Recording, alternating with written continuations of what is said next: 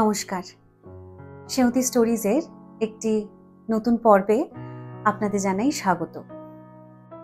আজ 22শে শ্রাবণ।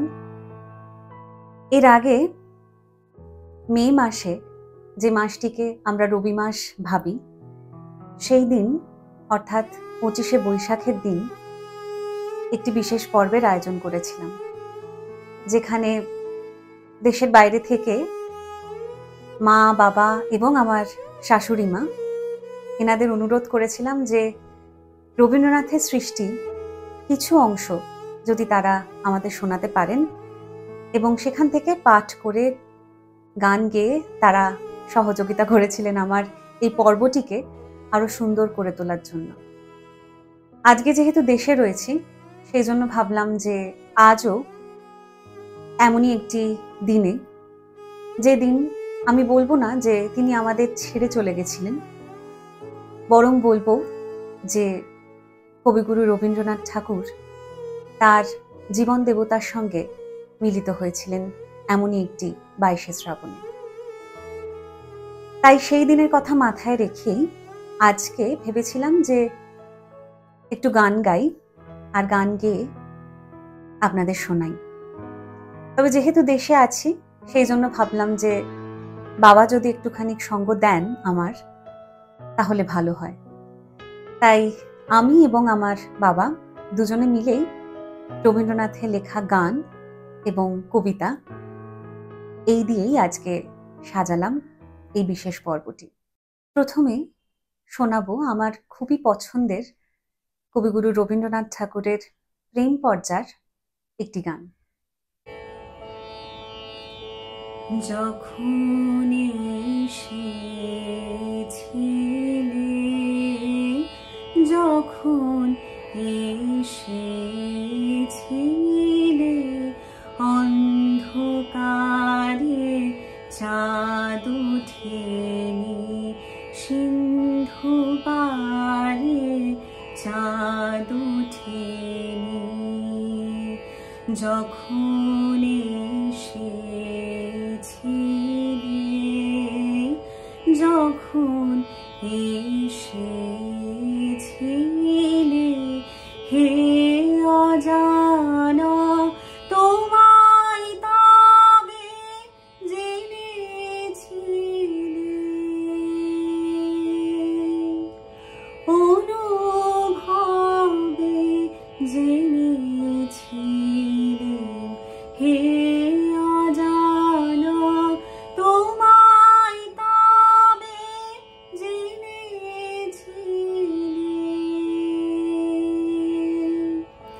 অনুভবে জেনেছিলে, গানে তোমার পরশ খানি বেজেছিল, প্রাণের তারে যখন এসেছিলে, যখন এসেছিলে, তুমি গেলে যখন একলা চলে, চাঁদ উঠেছে রাতের কোলে, চাঁদ উঠেছে, তুমি গেলে যখন, তখন দেখি পথের কাছে মালা তোমার পড়ে আছে, মালা তোমার, তখন দেখি পথের কাছে মালা তোমার পড়ে আছে, মালা তোমার, বুঝেছিলেন অনুমানে এ কণ্ঠহার দিলে কারে, যখন এসেছিলে,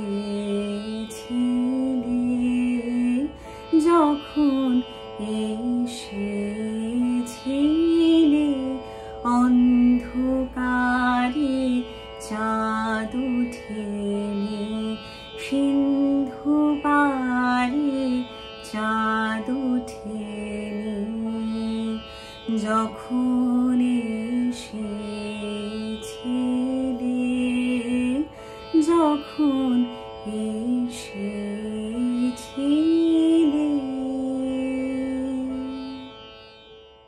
গান শোনালাম। এবারে আমার বাবা দেবাশিস রায়চৌধুরী লিপিকা কাব্যগ্রন্থ থেকে একটি কবিতা আপনাদের শোনাবেন। নমস্কার।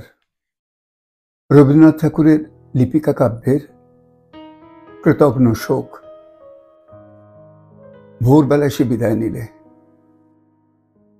আমার মন আমাকে বোঝাতে বসলো সবই মা। আমি রাগ করে বললাম, ওই তো টেবিলে সেলাই বাক্স, ছাতে ফুল গাছের টব, খাটের উপর নাম লেখা হাত পাখা খানি, সবই তো সত্য। মন বললে, তবু ভেবে দেখো। আমি বললাম, থামো তুমি, ওই দেখো না গল্পের বইখানি, মাঝের পাতায় একটি চুলে কাঁটা, সব পড়া শেষ হয়নি। এও যদি মায়া হয়, সে এর চেয়েও বেশি মায়া হলো কেন? মন চুপ করলে। বন্ধু এসে বললে, যা ভালো তা সত্য, তা কখনো যায় না। সমস্ত জগৎ তাকে রত্নের মতো বুকের হাড়ে গেঁথে রাখে। আমি রাগ করে বললাম, কি করে জানলে? দেহ কি ভালো নয়? সে দেহ গেল কোনখানে? ছোট ছেলে যেমন রাগ করে মাকে মারে, তেমনি করেই বিশ্বে যা কিছু আমার আশ্রয় সমস্তকেই মারতে লাগলেন। বললেন, সংসার বিশ্বাসঘাতক। হঠাৎ চমকে উঠলেন। মনে হলো কে বললে, অকৃতজ্ঞ। জানলার বাইরে দেখি ঝাউ গাছের আড়ালে তৃতীয়া চাঁদ উঠেছে। যে গেছে যেন তারই হাসির লুকোচুরি। তারা ছিটিয়ে দেওয়া অন্ধকারের ভিতর থেকে হঠাৎ একটি ভর্ৎসনা এলো। ধরা দিয়েছিলেন সেটাই কি ফাঁকি?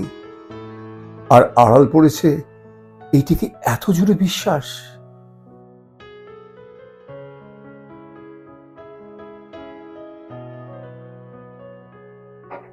আজকের এই পর্বটি প্রায় শেষের পথে। আরও একটি গান শুনিয়ে তবেই শেষ করব। তবে তার আগে তার বিভিন্ন লেখার মধ্যে থেকে একটি লেখা মনে হলো আজকে একটু আমিও পাঠ করে শোনাই। খুবই সামান্য অংশ পড়ব রবীন্দ্রনাথ ঠাকুরের নৈবেদ্য কাব্যগ্রন্থ থেকে। নিঃশব্দ গমনে চলে যাব কর্মক্ষেত্র মাঝখান দিয়া, বহিয়া অসংখ্য কাজে একনিষ্ঠ হিয়া, সঁপিয়া অব্যর্থ গতি সহস্র চেষ্টায় এক নিত্য ভক্তি বলে, নদী যথা ধায় লক্ষ লোকালয় মাঝে নানা কর্মসারী, সমুদ্রের পানে লয়ে বন্ধনহীন বাড়ি। রবীন্দ্রনাথ ঠাকুরের লেখা শুধুমাত্র এই দুইটি বিশেষ দিনেই কি আমরা মনে করি? নিশ্চয়ই তা নয়। বিভিন্ন সময় বিভিন্ন ভাবনা প্রকাশ করার জন্য তার লেখাকেই আমরা বেশিরভাগ সময়তেই স্মরণ করে থাকি এবং এ কথা একেবারেই নতুন নয়। তাই আজকের পর্বটি এখানেই শেষ করব রবীন্দ্রনাথ ঠাকুরের প্রেম পর্যার আরও একটি গান দিয়ে। কেমন লাগলো সেটি অবশ্যই মন্তব্য করে জানাবেন আজকের ভিডিওতে। আর যদি আজকের পর্বটি ভালো লেগে থাকে তাহলে আপনার কাছের মানুষের সঙ্গে অবশ্যই ভাগ করে নেবেন, আমাদের খুব ভালো লাগবে। আজকের পর্বটি তাহলে এখানেই শেষ করছি। সবাই খুব ভালো থাকবেন। নমস্কার।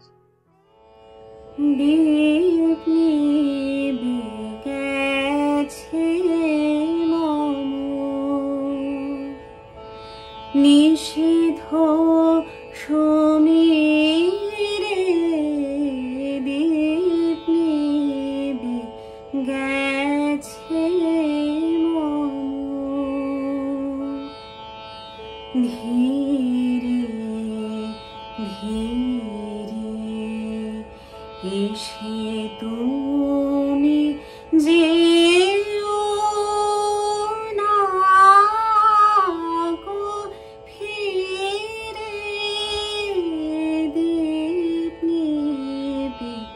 গেছে মম, এ পথে যখন যাবে